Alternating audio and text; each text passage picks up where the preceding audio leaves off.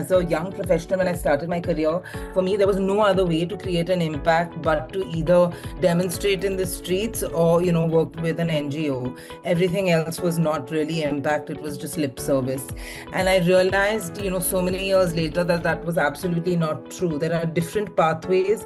Every kind of stakeholder has its own sort of views on how to create impact. And as long as those can align with other perspectives, then that is where really the magic lies.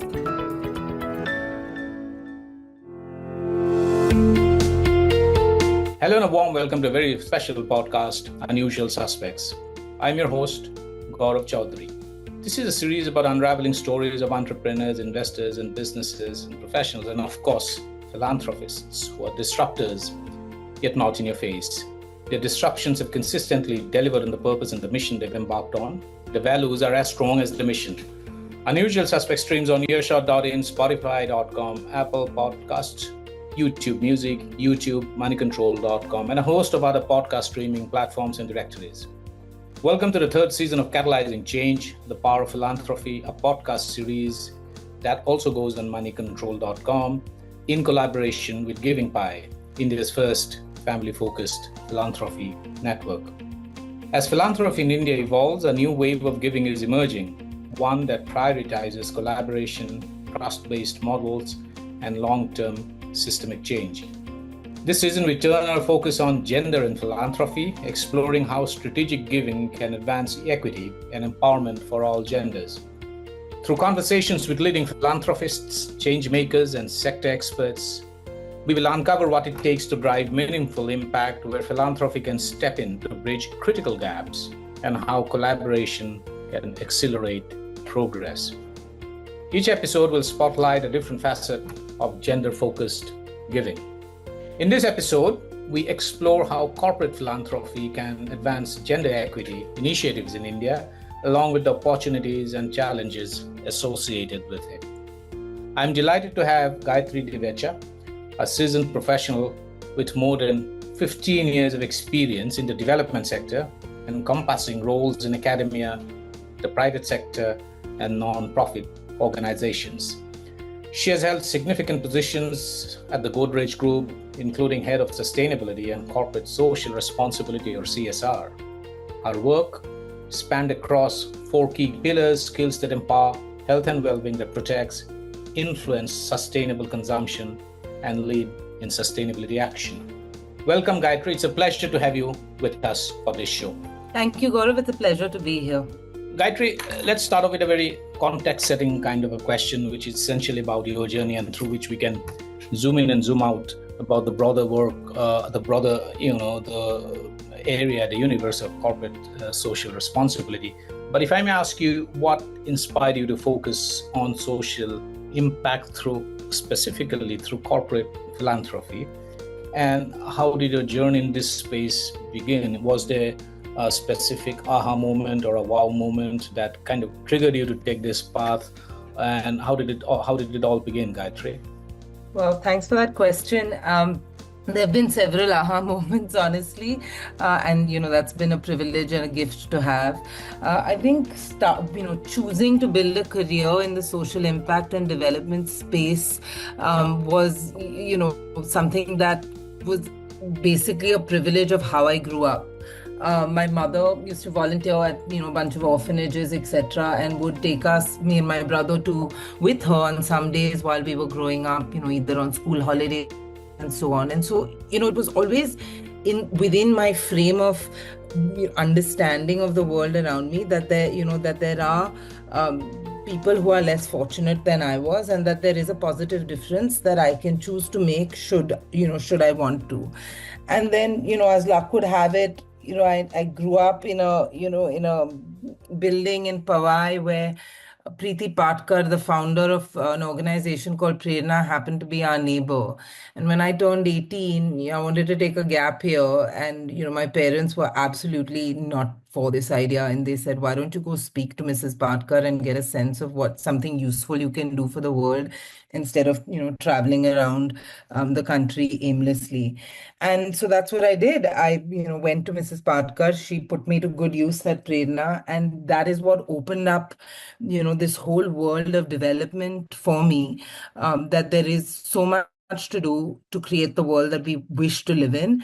And, to be honest, it's, all down to her. 20 years later, it's really all down to her that I still work in this sector. Working at, corporates was happened entirely by accident. Corporate philanthropy is not something, or CSR was not something I was looking to get into at all. And, it was a happy accident that, I credit entirely to my time at Dasra, where I spent 6 years and sort of helped build this movement of strategic philanthropy, and had the opportunity to work with different kinds of givers, individuals, family foundations, companies, bilateral and multilateral aid organizations. And, it gave me the platform to be able to understand that there are different ways of giving, there are different ways of creating an impact. And, I felt at the time, towards the end of my stint at Dasra, the CSR law became a reality. And, I realized that there was much to do with working with corporates to channel this massive quantum of funding in a way that would be effective, and that they might not have the skills, expertise, or experience to be able to do. So it was really, that experience at Dasra that made sort of, embark on this journey with companies, which has been incredible for the past 10 years. I think the biggest aha moment was somewhere, around the time I joined Godrej, and I, just looking back at when I was doing my CV and updating my LinkedIn profile, I realized that I had had the privilege of working with a number of, different stakeholders, an advisory organization like Dasra, not for profits, teaching, at a university in the UK, and, working with, HSBC before Godrej. And, I had this, it was just this one sort of moment of realizing that there are different paths to impact, right? As a young professional, when I started my career, for me, there was no other way to create an impact but to either demonstrate in the streets or, work with an NGO. Everything else was not really impact. It was just lip service. And I realized, so many years later that that was absolutely not true. There are different pathways. Every kind of stakeholder has its own sort of views on how to create impact. And as long as those can align with other perspectives, then that is where really the magic lies. So that was the biggest aha for me, Gaurav. Gayatri, 2025 is also a kind of a landmark here, if I may say so, in the CSR universe in India, because the CSR law actually completes a decade since it was legislated in 2015. Over the last, if you look back now, and with the advantage of a rear view mirror, and also then probably look ahead, how do you see corporate philanthropy has evolved, and how has the law been an enabler and also a catalyst in bringing in more institutional funding to this world? What kind of funding models or initiatives have been particularly effective in advancing equity, inclusion, and sustainable change? Because philanthropy remains, in effect, always a very voluntary activity. But how has the law helped? Because it makes, in many ways, it also makes institutional philanthropy kind of a mandatory requirement for a large category of companies, isn't it? Yeah, it's been a wonderful decade of CSR in India, I feel. I feel incredibly proud, not just, as a CSR and social impact professional, but as an Indian citizen, that we actually have a law that mandates companies to give. I think five key shifts from my perspective over the past 10 years of CSR. One is the quantum of funds, which have, fortunately gone up year on year. And again, while many companies were doing their bit in terms of supporting social impact activities, either in their local areas, I'm not sure if without this 2% mandate, I'm not sure they would be giving the same quantum at all. In fact, even very large companies had, after the law came into effect, started giving much more than they were doing before. We've also seen on that note many companies go well beyond 2%. Forbes Marshall is a great example of this, where they give well beyond 2% of their profits. So, I feel the law has moved that quantum of funds available for this kind of work. I think the second piece is the kinds of geographies that are being covered with CSR funding and effective programs in these places. Now, I mean, I do recognize that there is definitely a large skew towards certain states versus others in terms of CSR funding. But I also think, especially when you look at, the manufacturing lot of companies that are typically located, all across the country in rural areas, the kind of funds then available to these companies to run social impact programs in their local areas has changed fundamentally, and I think it's changed for the better. So, even though there is an inequity in, where the funds are going state-wise, I think what is also true at the same time is that areas that were otherwise, that otherwise did not get this quantum are getting this quantum, regardless of whether it's less than another state or not. So I think that's a positive development. Third, I think, hearing business leaders talk impact. And I've seen this especially in the past 5 years, maybe because of the simultaneous rise of, ESG in India and, BRSR and so on.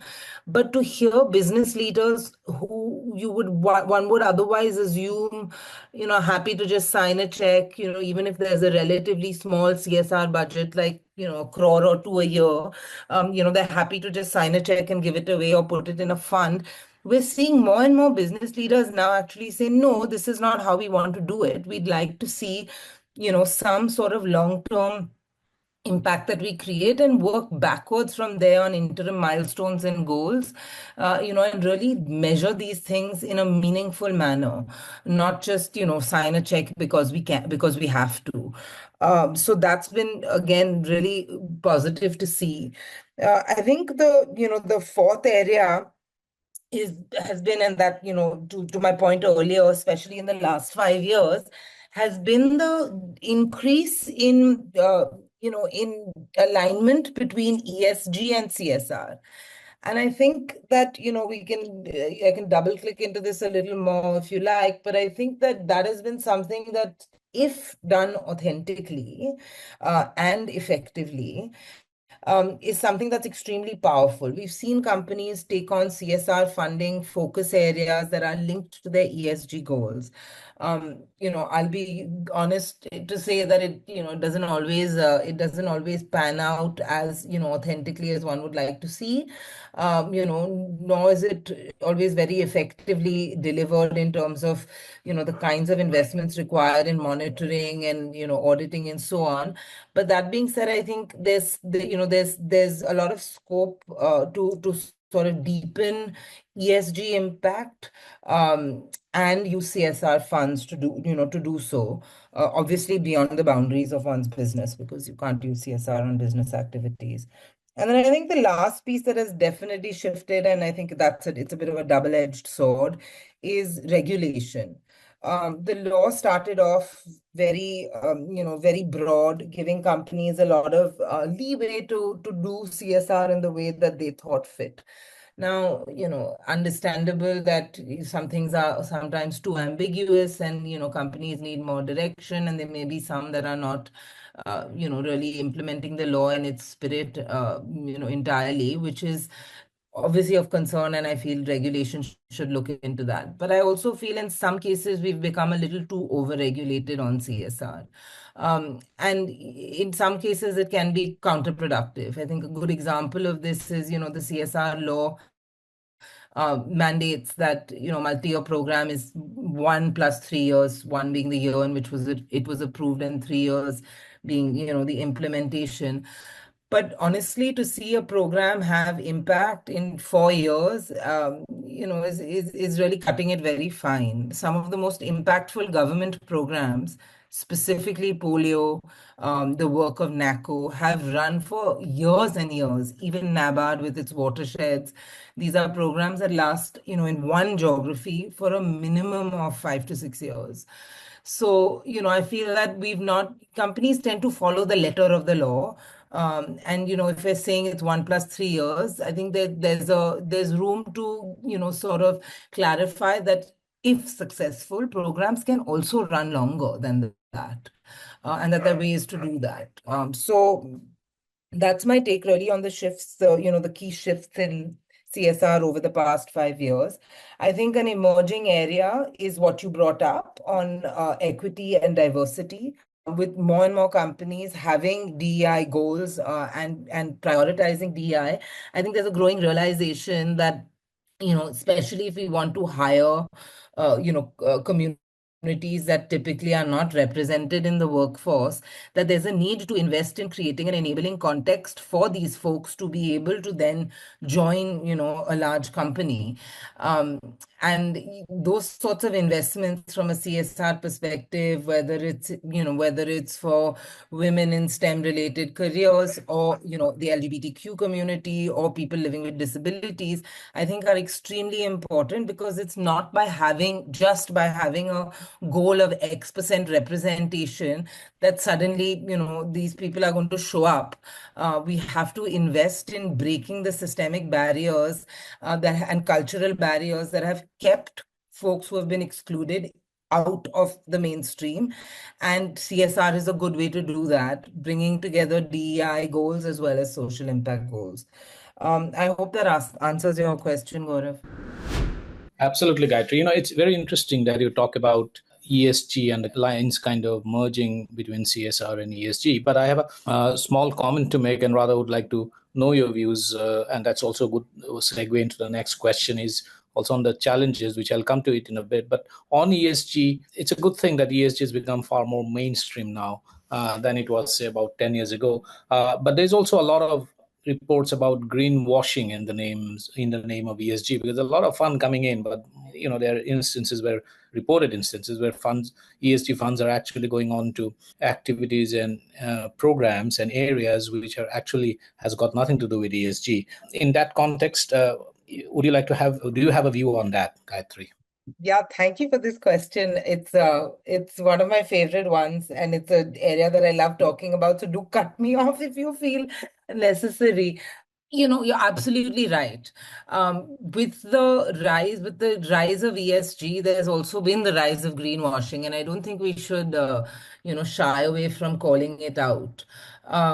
I think that I think people need to be, both consumers, citizens, as well as companies, need to be a lot more discerning about what truly is ESG progress, and where, one natural ingredient amongst 150, non-natural ingredients does not make a natural product, right? I think people need to be much more discerning about both how they, talk about and advertise ESG progress, products, services, etc., as well as how they consume them. And sadly, many more examples of companies that have been inauthentic about ESG, about their ESG practices, than there are about companies who are super authentic about it. So, I feel like it's a double-edged sword, and this is a space, this overlap between ESG and CSR, that does need a lot more regulation in our country. Because one can say I'm putting in a briquette-based boiler, which burns biomass instead of coal in my factory, and therefore the air pollution in surrounding, communities and in the environment will be less. So I should be allowed to use CSR for it. Absolutely not. These are the kinds of things that, the CSR law doesn't. The spirit of the CSR law is to impact communities outside of one's business boundaries. And I think as long as companies can remain in integrity with that and truly do that, then there's a lot of scope for this ESG and CSR overlap in a meaningful way. For example, I can give you an example out of Godrej, which makes me incredibly happy, is the kind of work we do on water stewardship, where we look at factories and plants that are drawing a lot of water, and are in water-stressed areas, as a priority. And then we move to the ones that are not in water-stressed areas. So we look at that overlap of where are we drawing water, where is it water-stressed, and then we ask factory teams for whom the lack of water is a really big business risk. We ask factory teams to take ambitious, meaningful, measurable goals on how they will manage their water better, whether that's in terms of circular water systems, rainwater harvesting and water capture on site, and so on, and reducing water intensity, which is the amount of water used per tonnage of production. So factory teams themselves set these goals, and if they are able to set these goals and work out with sustainability teams, whether they're in the right direction and ambitious enough, then we make a promise that from CSR we will invest in the communities around the factories. So in the blocks, typically 10 to 12 block radius, working with communities on watershed structures, on water management, and on increasing the availability of water in those areas. Therefore, it's a win for the planet, it's a win for communities, and it's a win for our factories because they are in areas that are now much less water stressed than before. Plus, they've managed to make incredible progress on their own use of water. That's why we call it water stewardship. If there is no such ambition or goal at a factory level, then we do not invest in offsetting any sort of water use around them, so as not to the idea was, let's really all be part of a solution together and truly steward this versus, creating, having a negative externality and then offsetting it somewhere else, and doing nothing for our neighbors and so on. So in this, running this sort of, with these kinds of boundaries and sort of choice frameworks, I think makes a beautiful sort of synergy for impact to be created. And I think these are the kinds of boundaries, if articulated well, can really unlock a new sort of wave of CSR giving within ESG related priorities that can be, totally transformative to how business has been run, where it's typically been, businesses running and communities on the opposite side of those businesses. It doesn't have to be that way at all. So, and in addition to that, of course, really, I cannot stress enough the need for more and more companies to be honest, authentic, and transparent about their disclosures on ESG. We are living in a climate crisis, and it doesn't help if there's data and information out there that's absolutely not reflective of reality or is even slightly misleading. And I think I think regulators are going to pick up on that more and more. I think customers are more and more not going to forgive companies who engage in such practices of greenwashing. So that's my take on your question, Gaurav. Absolutely. No, very well said. Authenticity is clearly the key word here, and also transparency. But that brings me to the next question, a part of which you alluded briefly, where in one of your previous responses is about you did talk about how overregulation can sometimes be a bit limiting in corporate philanthropy and philanthropy generally. But if I were to ask you, what are some of the biggest challenges you have encountered or run into while leveraging corporate philanthropy for systemic change, what would you say? And which are the key barriers, for instance, whether in funding or policy or implementation? And how have these barriers actually shaped your approach to philanthropy, Gayatri? Yeah, I think, apart from what you already mentioned, I think three key things persist as, challenges in the development world, and especially as it relates to, funders and not-for-profits or other partners. I think one is patience and time, right? What do people define as a time horizon for which they're willing to invest in?